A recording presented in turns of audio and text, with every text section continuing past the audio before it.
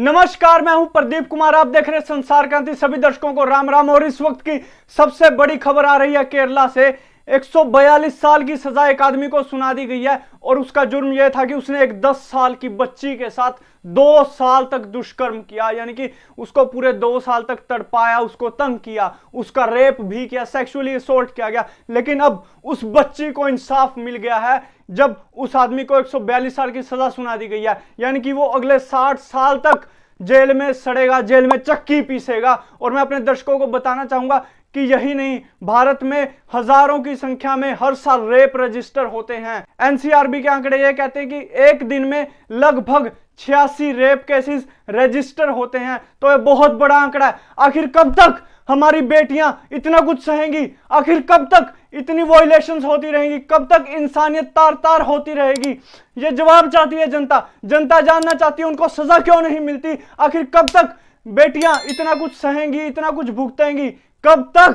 और ये जो 142 साल की सजा इस आदमी को सुनाई गई है, ऐसा कहा जा रहा है कि इस आदमी को तिरुवल्ला पुलिस ने पिछले साल ही अरेस्ट कर लिया था और उसके बाद से इसके ऊपर केस चल रहा है और आज इसको सजा सुना दी गई है 142 साल की और इसका नाम आनंदन बताया जा रहा है। लेकिन मैं दर्शकों को कहना चाहूंगा कि ये सिर्फ एक केस नहीं है, बल्कि ऐसे बहुत से केस अभी कोर्ट में पेंडिंग है जिनकी सजा किसी को सुनाई नहीं गई है।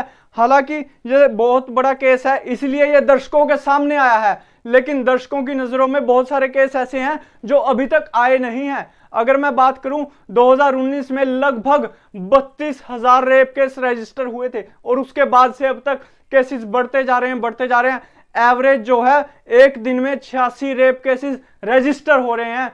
अपने दर्शकों के सामने कुछ आंकड़े रखना चाहता हूं कि 31,660 रेप पूरे देश में एक साल में रजिस्टर किए थे।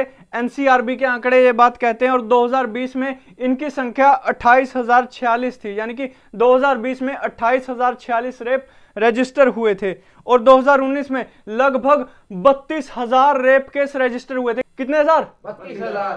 तो ये बहुत बड़ा अंक है, 32,000 रेप केस एक साल में रजिस्टर होना। और जनता इस बात का जवाब चाहती है कि आखिर कब तक ऐसा ही चलता रहेगा?